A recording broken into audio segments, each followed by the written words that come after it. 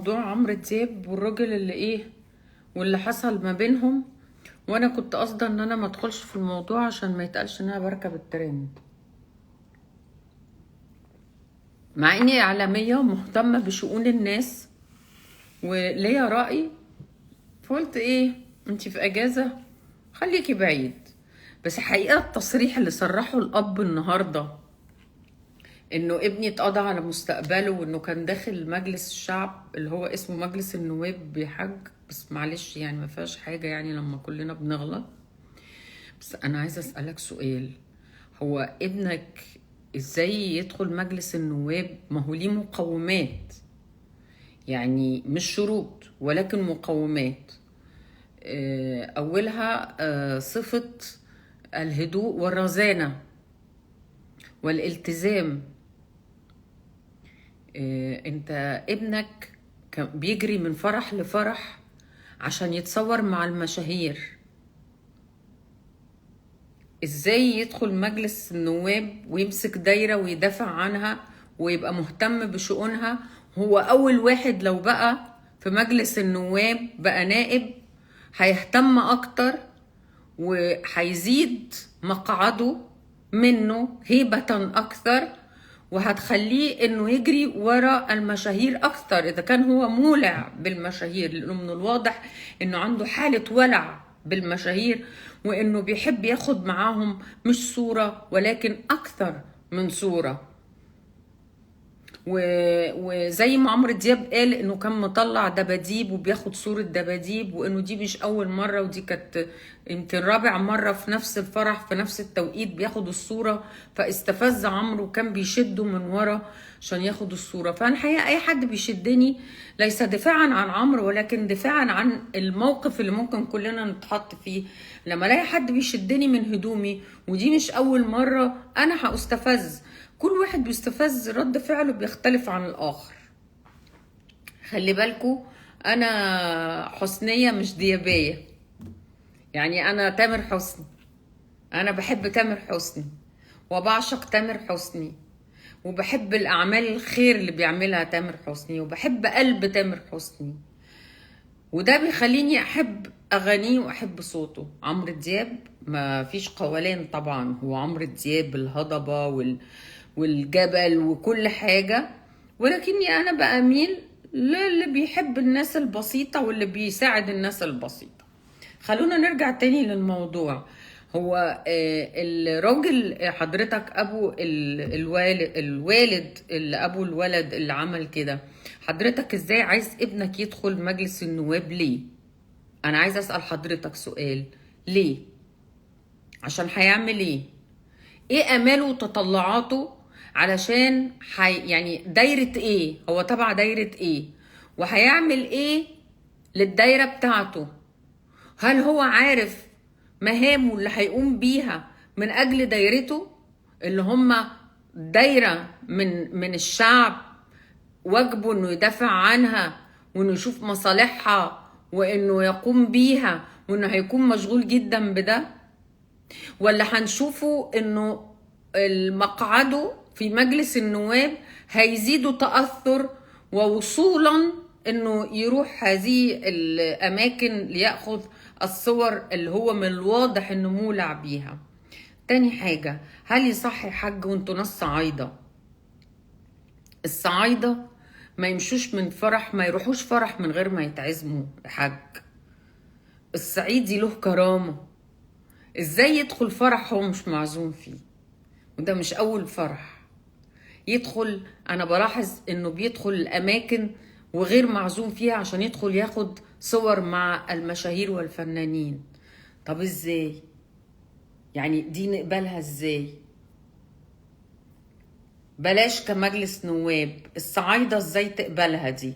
هل الصعيدي كل اماله ورجولته وشهامته انه يجري ورا المشاهير عشان يتصور معاهم؟ دول مش اهل الصعيد. اهل الصعيد مش كده، اهل الصعيد مش كده. بعدين احنا كل اللي خسرانينه دلوقتي هو مجلس النواب ده نمرة 1. نمرة 2، هو انا لقيت بوست لابنك المحترم اللي انا معرفوش وانا بحترمه جدا، بكن له كل احترام لانه صعيدي وانا بحب الصعايدة جدا، احسن ناس خلقا وموضوعا وشكلا وكل حاجة، بعشقهم عشق الصعايدة. الصعايدة دول يعني رجالة. يعني بوست بيقول انا بقيت مشهور، بمشي في الشارع والناس بتتكلم معايا بتبقى عايزة تتصور معايا. طب هو ده اللي انت طلعت بيه من الموضوع يا استاذ؟ هل حضرتك كصعيدي هل مبسوط انه الناس بتوقفك وبتبقى عايزة تتصور معاك؟ هو ده الموضوع يعني؟ انت كصعيدي يعني مبسوط بحاجة زي كده؟ هو ده اللي انت كنت بتطمح اليه؟ انا يعني مش فاهماك ولا فاهماك ولا فاهمه والدك، انتوا عايزين ايه بالظبط؟ انتوا بتتحاموا في الصعايده، بتقولوا احنا صعايده عشان انتوا عارفين انه لا احنا ولا الصعايده بيقبلوا التجاوز في حق الصعايده، فبلاش نلزقها في الصعايده. الصعايده ما يعملوش اللي ابنك عمل. الصعايده عندهم كرامه. الصعايده دول يعني من الاخر الرجوله من الاخر والذكوره من الاخر. وهل يصح انه يروح من فرح لفرح بدون دعوه ويجري على المطربين ويزقهم ويغصبهم ان هم يتصوروا؟ يعني هل الصعايده بيعملوا كده؟ لا، الصعايده ما بيعملوش كده يا حاج. ابنك غلطان ولازم تقول انا ابني غلطان عشان انت راجل صعيدي ومحترم وشهم، وكل الصعايده لازم يقولوا كده. نيجي بقى لشق تاني، رد فعل عمرو دياب. انا مش هدافع عن عمرو دياب، بس هقول لك انه انا ممكن استفز اللي قدامي بعدين ارجع. في مثل بيقول لا تحاسبني على ردة فعلي ولكن حاسب على نفسك على فعلك. انا رد فعلي ده ليه؟ ما تحاسب نفسك على فعلك الاول. يعني عمرو دياب عمل كده ليه؟ فضل ابنك يستفز فيه يستفز فيه يستفز فيه يستفز فيه لحد ما عمل كده، ولكن ده مش صح، هو غلط. لكن كل واحد بتفرق من شخص للآخر في رد فعله. أنا ممكن أزقك، ممكن أناديلك الحراسة، ممكن أديلك الشرطة بتاعت المكان. يعني في يعني ردود افعال كثيره. ولكن عمرو دياب وصل لمرحله انه عمل كده مش دفاعا عنه، ولكن انا بقول كل واحد بتختلف رد فعله من شخص للاخر. وفي الحاله دي هقول انه جرمك اكثر من جرم عمرو دياب، ولكن وليس من حق عمرو دياب انه يصفع رجل بالقلم مهما كان، صعيدي مش صعيدي، اجنبي، حتى لو من مكان. بس هرجع واقول لك مبرره ان هو ما فكرش في ردة فعله ممكن تكون ازاي. فالموضوع كبر، مش عايزين نخلي الموضوع صعايدة ومش صعايدة. سيب الصعايدة يا حاج في حالها. الصعايدة كلهم رجالة شهمة وكلهم رجالة ما بيجروش ورا الترند ولا بيجروا ورا الفنانين. دي عيبة في حق الصعايدة يا حاج، انه الرجالة الصعايدة بيجروا ورا الفنانين عشان ياخدوا صورة. دي عيبة في حق الصعايدة، اوعى تقول كده ولا ابنك يقول كده. سيبوا الصعايدة في حالهم. الصعايدة، انا من الصعيد، لا اقبل انه يتقال ان رجالتنا بيجروا ورا الفنانين عشان يتصوروا معاهم ويتصوروا معاهم صورة واثنين وثلاثة واربعة ويشدوهم من هدومهم عشان يتصوروا معاهم بالعافية. لا. وبعدين في الاخر تقول لي ابني كان مستقبله مجلس النواب. مش هيدخل دلوقتي مجلس النواب؟ مجلس النواب ايه اللي هيجي فيه واحد ما شغلته ولا انه هو هوايته انه يجروا الفنانين عشان يتصور معاهم؟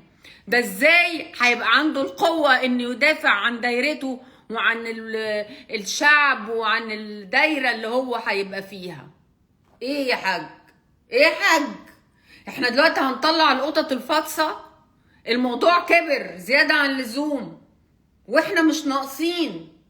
عايزين الموضوع ده ينزل بقى، خلاص كفاية كفاية. انت عملت محضر وهو عمل محضر، وسيبوا القانون ياخد مجراه. بس بلاش بقى نلعب في السوشيال ميديا ونسخن الناس ونعمل انقسام في الناس بينها وبين بعض.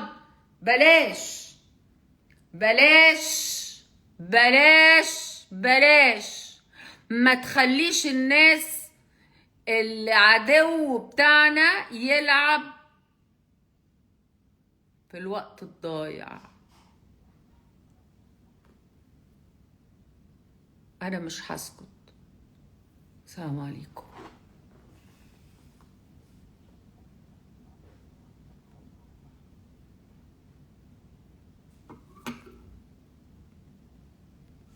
يا ندى، يا ندى انتي مش معايا، قوليلي اعمل سيف ازاي يا ندى. ندى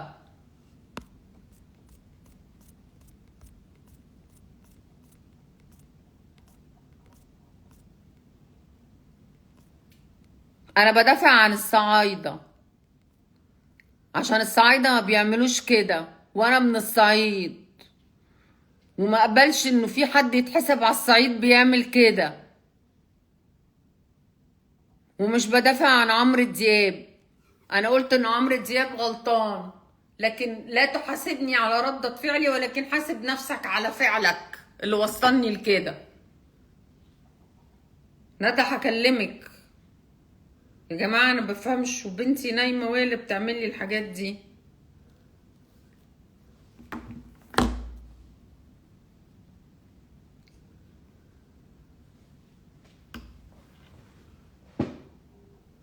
مش عايزة بقى الناس اللي تقعد بقى لوك لوك لوك لوك لوك لوك لوك لوك. يقفلوا بقى الموضوع ده يا جماعة. ركزوا في الوطن، ركزوا في البلد، ركزوا في ان احنا ازاي نتقدم، ركزوا ان احنا لو بطلنا اللوك لوك ده هنتقدم اكتر.